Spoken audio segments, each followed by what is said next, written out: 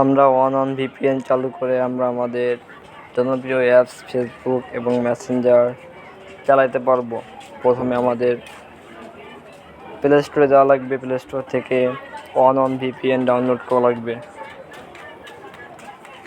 এই যে এখন ডাউনলোড চলতেছে।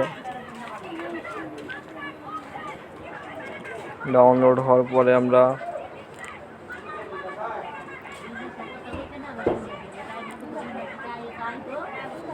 ডাউনলোড হচ্ছে, নেট সমস্যা হয়তো একটু, এই জন্য দেরি হচ্ছে। এখনই হয়ে যাবে।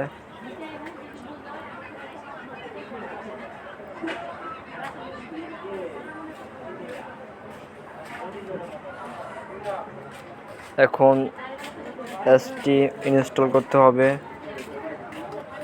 লগ ইন করতে হবে, নেক্সট, তারপরে অ্যাকসেপ্ট, তারপরে ইনস্টল ভিপিএন প্রোফাইল অ্যালাউ। তারপরে এখান থেকে কয়েকবার একটু লেট হবে, কয়েকবার করার পর একটু দেরি হবে।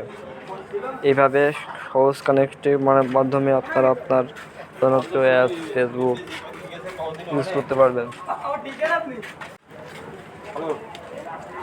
চলে কিনা দেখি, ফেসবুক চলে কিনা। ফেসবুকে ঢুকছি আমরা, এই দেখেন ফেসবুক চলতেছে।